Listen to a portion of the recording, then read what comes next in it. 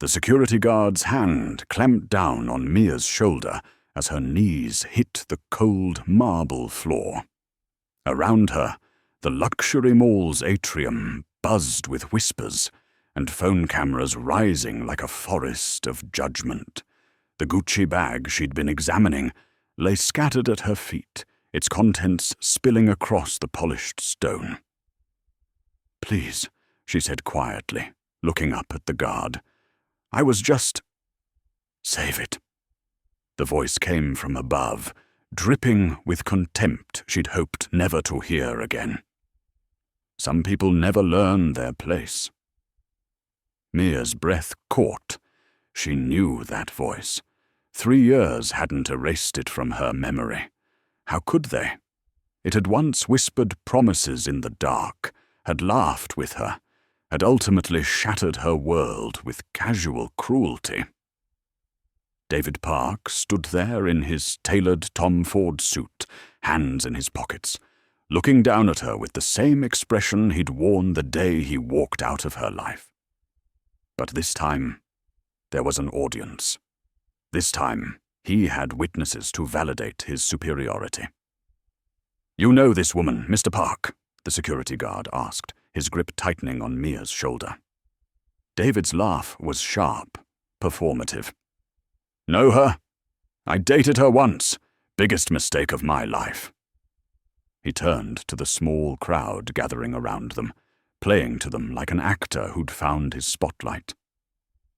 3 years ago, I was stupid enough to waste my time on someone like her. Poor, desperate, always taking, never giving." The words landed like physical blows. Mia felt her face flush, but she kept her eyes down, willing herself to stay calm. Her phone was in her purse, just inches away from where the guard had kicked it. "Mr. Park is a platinum member of our establishment." Another voice joined in, the store manager, rushing over with the kind of deference reserved for the wealthy. "I'm so sorry you had to witness this. We'll handle it immediately." "She was shoplifting," David said casually, lying with the ease of someone who'd never faced consequences for anything. "I saw her stuff something in her bag." "That's not true," Mia said, finally looking up. Her voice was steady, but her hands trembled. "I haven't taken anything." "Of course you'd say that." David crouched down, bringing his face level with hers. This close, she could smell his cologne, the expensive kind he'd always worn, the kind she used to save money to buy him for special occasions. "Still playing the victim, Mia. Still pretending you're better than what you are." She wanted to tell him she'd changed, that the woman kneeling on this floor wasn't the same one he'd abandoned in a cramped studio apartment with 2 months of unpaid rent and a maxed-out credit card from supporting his investments. She wanted to tell him about the last 3 years, about everything that had happened, about who she'd become. But she said nothing. She'd learned patience. She'd learned that some moments required silence. "Check her bag," David ordered the manager, standing up and brushing imaginary dust from his knees, as if touching her vicinity had contaminated him. "You'll probably find half your inventory in there. People like her." He paused, making sure everyone was listening. "They think they can just take what they want. Think they deserve things they haven't earned." The manager hesitated, clearly uncomfortable, but unwilling to contradict a platinum member. "Ma'am, if you could just—" "I understand," Mia interrupted quietly. "You can check my bag. You won't find anything that isn't mine." As the manager reached for her purse, Mia's hand brushed against her phone. Just one call. That's all it would take. But something held her back. Maybe curiosity about how far David would push this. Maybe a test of her own patience. Maybe the memory of the woman she used to be, the one who would have broken down crying by now. "Nothing," the manager said after examining her bag, relief evident in his voice. "Sir, there's nothing here that—" "Then she must have ditched it when she saw me," David cut in smoothly. "Everyone knows how these people operate." His eyes swept over Mia with calculated disgust. "Look at her! Does she look like someone who belongs in a store like this? Come on." The crowd murmured. Some people lowered their phones, disappointed the drama wasn't juicier. Others kept recording, sensing the conflict wasn't over. "These people," Mia repeated, her voice dangerously quiet. David smiled, sensing he'd hit a nerve. "You know exactly what I mean. When I met you, I thought I could look past all of it. Your background, your skin color, the fact that you had nothing and no one. I tried to help you, Mia. I really did. But you can't help someone who doesn't want to be helped. Someone who's just fundamentally inferior." The words hung in the air like poison gas. Mia felt something cold settle in her chest. Not anger, exactly. Something calmer, more final. "I gave you everything," David continued, warming to his subject. He always had loved the sound of his own voice. "I introduced you to my family, my friends. Do you know how embarrassing that was for me? Bringing someone like you into those circles. And what did you do? You embarrassed me. You didn't know which fork to use. You couldn't talk about art or literature or anything cultured. You were a charity case that didn't even appreciate the charity." "I worked 3 jobs to pay your rent," Mia said softly. "What?" "Your rent," she repeated, louder now. "When your parents cut you off for dropping out of business school, I worked 3 jobs, morning shift at the coffee shop, afternoon at the call center, nights cleaning offices.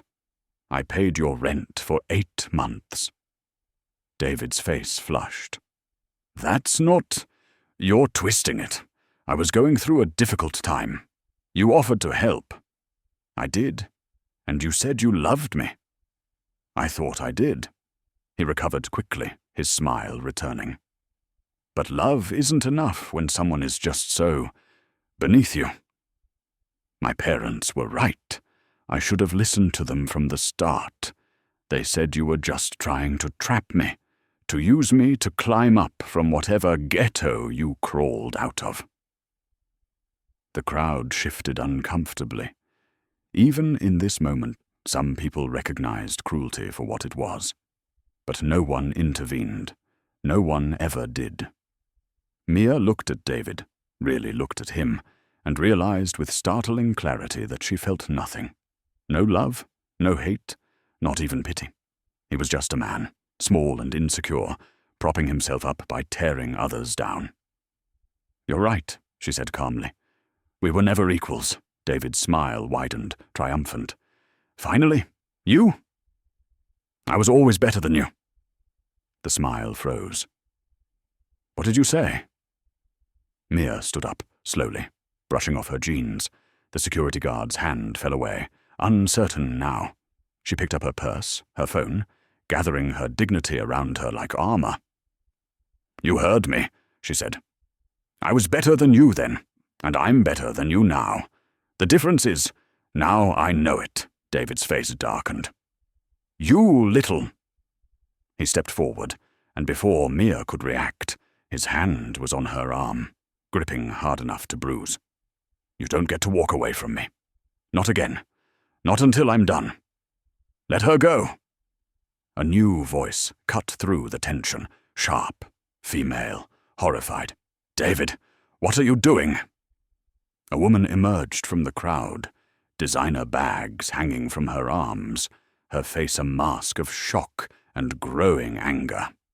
She was beautiful in that carefully maintained way that spoke of expensive salons and personal trainers, her engagement ring catching the light as she grabbed David's shoulder. "Jessica?" David said, his grip on Mia's arm loosening slightly, but not releasing. It's not what it looks like." "It looks like you're assaulting someone in public," Jessica said coldly. "And it looks like you know her." "She's no one, just some girl I used to—" "Used to what?" Jessica's voice could have cut glass. "Used to date, used to love, used to throw away." David finally released Mia's arm, turning to face his fiancée. "Baby, I can explain." "Don't." Jessica's eyes swept over Mia, and for a moment there was something like recognition there. Understanding, the knowledge shared between women who'd both been hurt by the same man. "Is he why you look like that? Like you've been through hell?" Mia almost laughed, if only it were that simple. "He was part of it." "What did he do to you? What does he always do?" Mia met Jessica's eyes. "He took everything I had, then made me feel grateful he'd even looked at me in the first place. Then he left me with nothing and told me it was my fault for not being enough." Jessica's face had gone very pale. "David!" "She's lying," David said quickly. "She's bitter and jealous because I moved on, because I found someone better." "Better?" Jessica's laugh was hollow. "Is that what you told yourself? Because from where I'm standing, you're still the same man who promised me he'd changed from his wild phase. The same man who swore his ex was crazy and obsessive. But she doesn't look crazy, David. She looks tired. She looks like someone who survived you." The crowd was growing, phones still recording. This wasn't the show they'd expected, but it was compelling in its raw honesty. David's face was red now, his composure cracking. "You're going to believe her over me? Some random woman who you just publicly humiliated and put your hands on," Jessica finished. "Who you called inferior and ghetto and— God, David, do you even hear yourself?" She turned to Mia. "I'm sorry. I'm so sorry. If I'd known—" "It's not your fault," Mia said gently. "It's never our fault." Jessica nodded, tears starting to stream down her carefully made-up face. Then she did something unexpected. She pulled off her engagement ring and pressed it into David's hand. "We're done," she said simply. "And David, I hope she destroys you for what you did to her. I really do." She walked away, her designer bags forgotten on the floor, her dignity intact in a way David's would never be. The crowd began to murmur, shifting their allegiance. Phones that had been recording Mia's humiliation now captured David's downfall. He stood there, the ring in his palm, watching his fiancée disappear into the mall's crowds. Then he turned back to Mia, and all the civility dropped from his face. "You bitch!" he snarled. "You just cost me! Do you have any idea what her family—" He stepped forward, raising his hand. Mia didn't flinch. She'd learned not to flinch, but she also didn't have to, because David's hand never made contact. Instead, he was suddenly stumbling backward, his wrist caught in an iron grip that appeared from nowhere. "I wouldn't do that." The voice was calm, almost pleasant, but it carried the kind of authority that made everyone in the vicinity go quiet. Even the murmuring crowd fell silent. Mia's heart stopped, then restarted at double speed. She knew that voice, too. The man holding David's wrist was tall, dressed simply in dark slacks and a black dress shirt, his face beautiful in that sharp, dangerous way that made people think twice about approaching him. His hair was styled back, revealing features that could have belonged to a model if not for the absolute coldness in his eyes. Those eyes swept over David like he was examining an insect, then moved to Mia. The coldness melted instantly, replaced by concern so genuine it made her chest ache. "Mia-ya," he said softly, switching to Korean. "괜찮아요?" "I'm fine," she answered in the same language, her voice steadier than she felt. "How did you— your location?" He tapped his phone, still holding David's wrist with the other hand. "You stopped moving 30 minutes ago.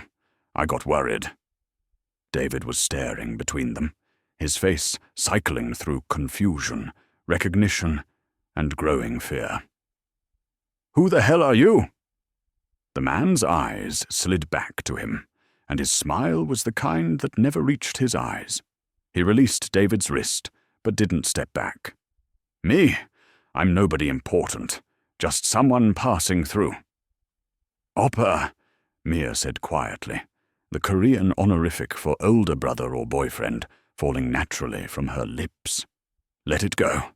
He's not worth it. He touched you." And he stopped. "He made you kneel." "I chose to kneel. I chose to wait." She reached out, her fingers brushing his arm. "I called you, didn't I?"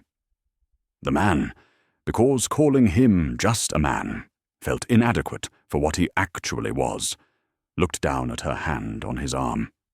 Some of the tension left his shoulders. "You did," he acknowledged, "but I was already on my way." "You're always on your way." "Always." He turned back to David, who'd been inching backward.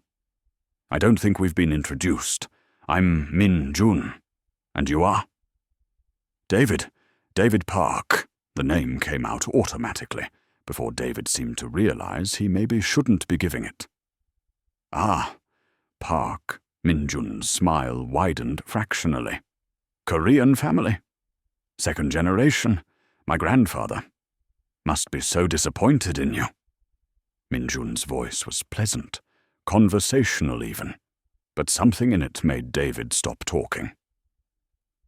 "Putting your hands on a woman in public, making racist remarks about your ex-girlfriend. That's not very Korean of you, is it? We have this concept. Kemyon. Face. Honor. You're familiar?" David swallowed. "Look, I don't know what she told you, but—" "She told me nothing. She never does. Too kind, my Mia. Too forgiving." Min-jun tilted his head. "But I have eyes, and I was standing over there." He gestured to the second-floor balcony overlooking the atrium. "Watching you perform for your audience. Very entertaining. You should consider theater." "This is none of your business," David said, trying to recover some authority. "This is between me and her." "Is it?"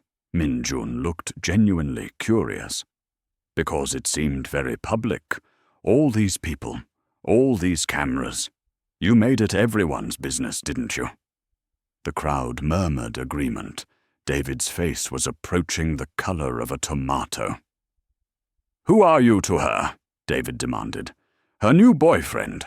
Some guy she's latched onto because she can't make it on her own?" "Something like that," Min-jun said easily. "Although I prefer to think I'm the lucky one, getting to be with someone like her." He paused. "Tell me, David Park, what do you do for a living?" The question seemed to catch David off guard. "I'm a junior partner at Park & Associates, real estate development." "Your father's company?" "Yes, but I earned my position." "I'm sure you did." Min-jun's tone suggested he believed nothing of the sort. "Real estate is interesting. You must know a lot of people in the industry." "I do, actually. My family has connections throughout the city." "Throughout the city," Min-jun repeated thoughtfully. "That's impressive. Must make you feel very secure. Very powerful." David preened slightly, not seeing the trap. "I do well for myself." I'm sure. Although... Min-jun pulled out his phone, scrolling through it casually. I notice your company is currently bidding on that development project in Gangnam. The mixed-use complex near the subway station? David's eyes narrowed. How do you know about that? I read. Min-jun's smile was innocent. It's a big project, very competitive bidding. Your company must have put in a lot of work on that proposal. We did, and we're going to win it. Are you? Min-jun looked up from his phone, and there was something in his eyes now, something predatory. That's unfortunate. What's that supposed to mean? Instead of answering, Min-jun turned to Mia. Jagiya, he said, the Korean endearment for sweetheart falling naturally from his lips. Did you still want to look at that bag? The one you dropped? Mia glanced at the scattered Gucci bag and shook her head. I don't need it. But you liked it. I can live without it. You shouldn't have to live without things you like. He bent down, gathering up the bag and its contents with careful hands, then stood and offered it to the hovering store manager. We'll take this, and anything else my wife was looking at today. The word wife landed like a bomb in the quiet atrium. David's face went white. Wife? Did I stutter? Min-jun's smile was sharp now, all pretense of pleasantness gone. My wife? Lee Mia. Or do you prefer I use your full name, Jagiya? Mia is fine, she said softly, watching David process this information with something like satisfaction blooming in her chest. You're married? David's voice cracked slightly. To him. For 2 years now, Min-jun supplied helpfully. Beautiful wedding, and small, intimate, just family and close friends. You weren't invited. This doesn't make sense. She was nothing. Nobody. How did she what? Min-jun's voice went cold. How did she end up married to someone like me? Is that what you're asking? David seemed to realize he was on dangerous ground, but couldn't stop himself. Yes, exactly. Look at you. Look at her. I am looking at her, Min-jun interrupted. I look at her every day. I see someone brave enough to survive you, someone kind enough to help a stranger without expecting anything in return, someone strong enough to kneel on this floor and wait for the right moment instead of breaking down or fighting back. I see someone I don't deserve, but who chose me anyway. He stepped closer to David. What do you see? David had no answer. That's what I thought. Min-jun turned to the security guard, who'd been standing frozen this entire time. You work for mall security? Yes, sir. And you grabbed my wife, why? Mr. Park said she was shoplifting, sir. We have to follow up on all reports. Without checking first, without evidence, you just grabbed her. The guard was sweating now. I'm sorry, sir, but Mr. Park is a platinum member, and we have to take his word. His word. Min-jun's laugh was sharp. The word of a man who just assaulted someone in public. The word of a liar who falsely accused someone of a crime. That word. I didn't assault, David started. You grabbed her arm, hard enough to leave a bruise. I saw it. They saw it. Min-jun gestured to the crowd. And you were about to strike her before I stopped you. That's assault. Actually, it's battery. Should I call the police, or would you prefer to handle this privately? David's face cycled through several emotions before landing on desperate anger. You can't threaten me. Do you know who I am? My family. Your family is about to be very disappointed in you, Min-jun said calmly, because here's what's going to happen. First, you're going to apologize to my wife. I'm not apologizing to... Second, Min-jun continued as if David hadn't spoken. You're going to apologize to everyone here for wasting their time with your performance. Third, you're going to leave this mall and never come back. And fourth, his smile was arctic, you're going to drop that bid for the Gangnam project. David laughed, the sound slightly unhinged. You're insane. I'm not dropping anything. That project is worth millions. My company needs it. Your company needed it, Min-jun corrected, past tense, because as of... He checked his phone. 3 minutes ago, your company was blacklisted from bidding on any project involving the Gangnam district. That's impossible. You can't just... Can't I? Min-jun tilted his head. You said you have connections. I have connections too. Different ones, deeper ones, the kind that make calls and things happen. Who are you? David's voice was barely a whisper now, real fear finally creeping in. Min-jun didn't answer directly. Instead, he pulled out his wallet, extracted a business card, and handed it to David. David stared at it. The color drained from his face completely. No, he breathed. No, that's not... You can't be... Can't be what? Mia asked, genuinely curious. She'd never seen Min-jun's business card. He didn't really use them. Lee Min-jun, David read, aloud, his voice shaking. CEO, Baekje Holdings. The crowd murmured. Even people who weren't into business news recognized that name. Baekje Holdings was one of the largest development companies in Korea, with reach extending into real estate, construction, hospitality, and, if rumors were to be believed, less legal ventures. But that's not... You're not... The CEO is supposed to be... David was stammering now. Old? Min-jun suggested. That was my father. He retired last year. Heart problems. Too much stress. I took over. Tried to keep it quiet, but... He shrugged. People talk. Baekje Holdings, David repeated, the name sounding like a death sentence. You're connected to... I heard things about... People say...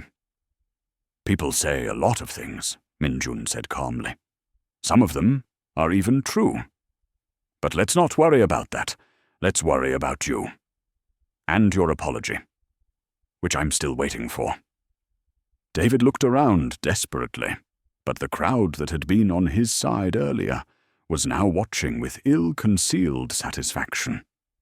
The security guard had backed away several steps. Even the store manager was keeping his distance. I'm sorry, David finally said, the words dragged out of him. I'm sorry for everything I said. It was wrong. To her, Min-jun prompted, look at her when you apologize. David turned to Mia, and she saw something break in his expression, the final death of his superiority complex, maybe, or just the belated realization of what he'd lost and what he'd never truly had. I'm sorry, Mia, he said, for everything, for how I treated you, for what I said today, for all of it. Mia looked at him, this man who'd once meant everything to her, who'd shaped so much of her trauma and her eventual triumph. She felt nothing but a distant, abstract pity. Okay, she said simply. Not, I forgive you. Not, it's fine. Just acknowledgement that his apology had been received and processed. David seemed to realize he'd get nothing more. He turned to leave, but Min-jun's voice stopped him.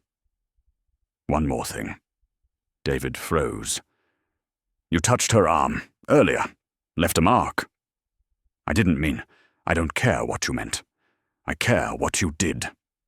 Min-jun's voice was soft, deadly. If I ever hear that you've contacted her, approached her, or even thought about her, I will make it my personal mission to ensure your family's company collapses. Not quickly, slowly, painfully, watching everything your grandfather built crumble piece by piece. Do we understand each other?" David nodded frantically.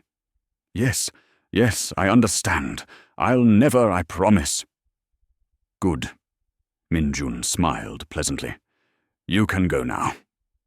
David practically ran, disappearing into the crowd that parted for him like water.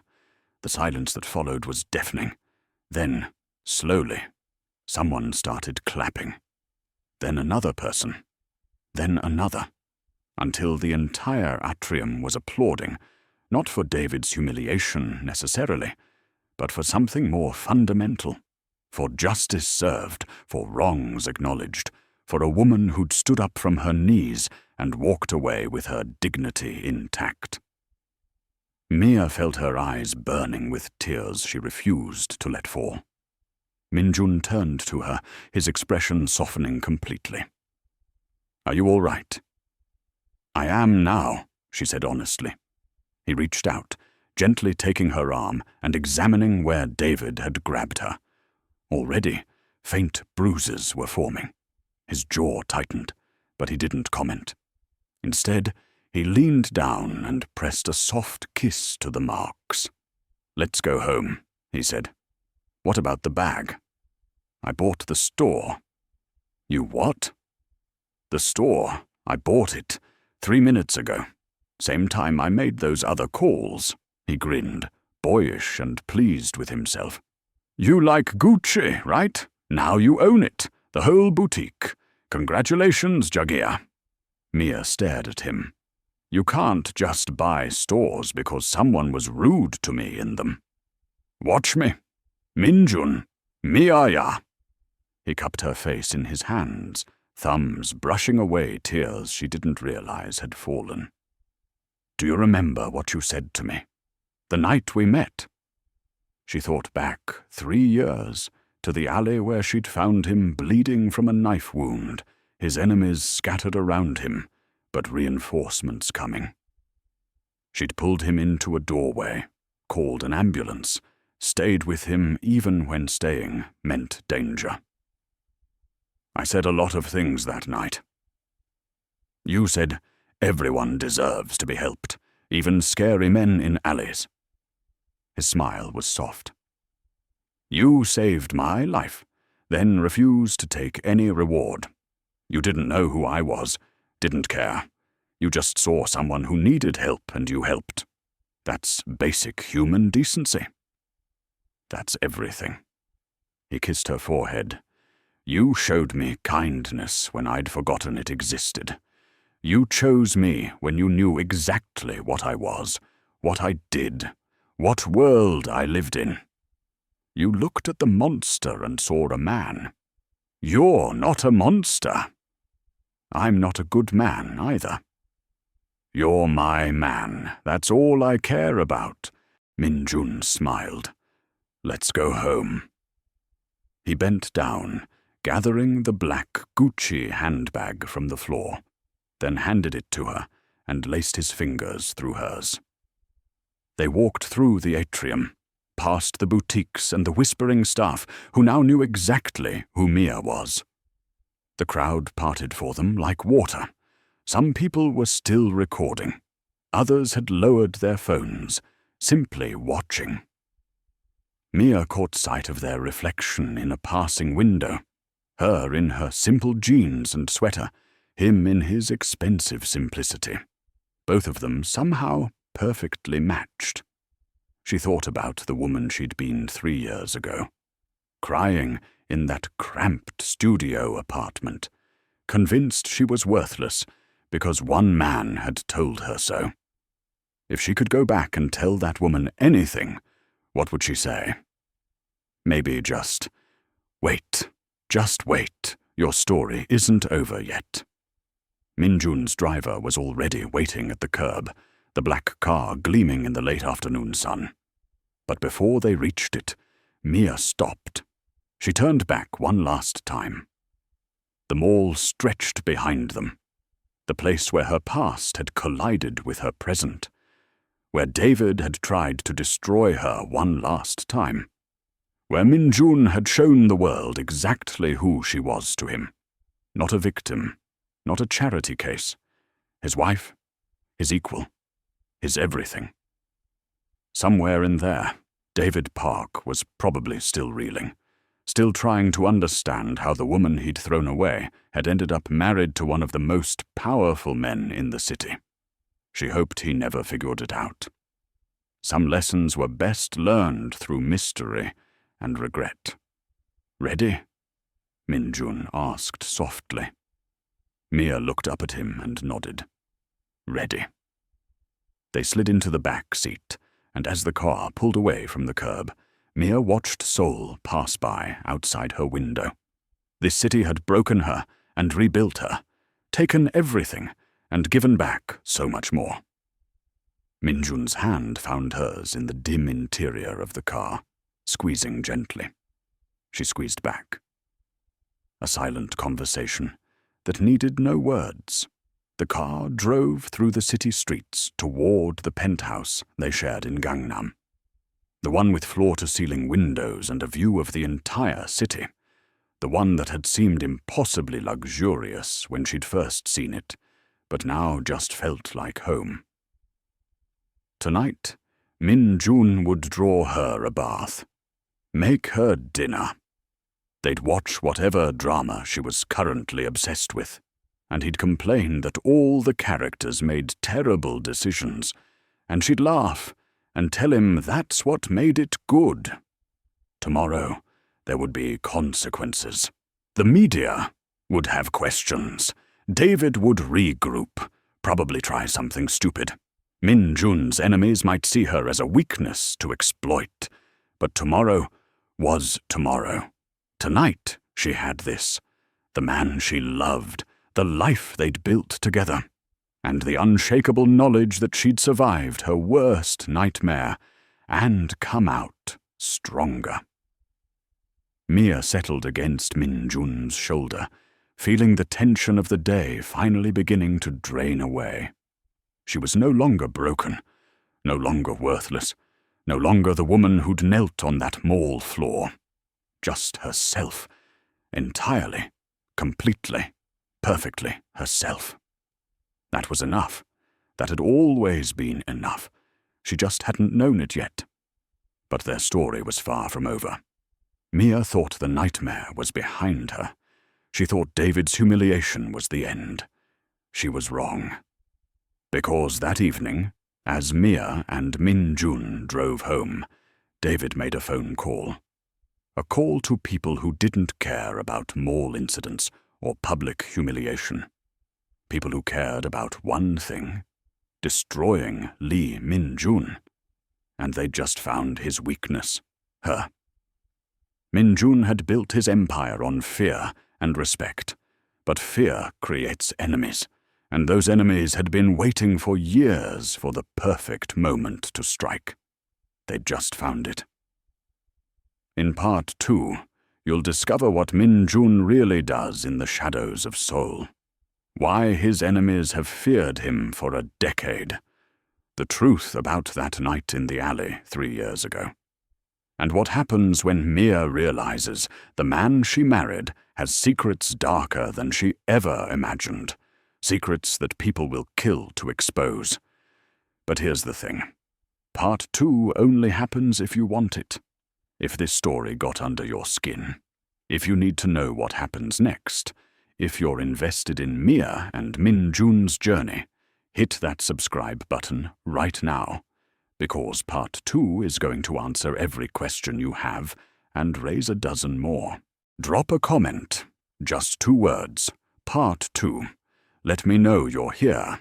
Let me know you care about their story. The more comments I see, the faster Part 2 comes out. And if this story reminded you that karma is real, that dignity always wins in the end, that the people who try to break you often end up broken themselves, give this video a thumbs up. Your support means everything. Every like, every comment, every subscription tells me that stories like this matter. That Mia's journey from broken to unbreakable resonates with you. that you believe people can survive their worst moments and come out stronger. So don't just watch, participate, subscribe, comment, like. Because Part 2 isn't just a continuation, it's the reckoning. And trust me, you won't want to miss what happens when Min-jun's past comes for his future. See you in Part 2 if you're brave enough.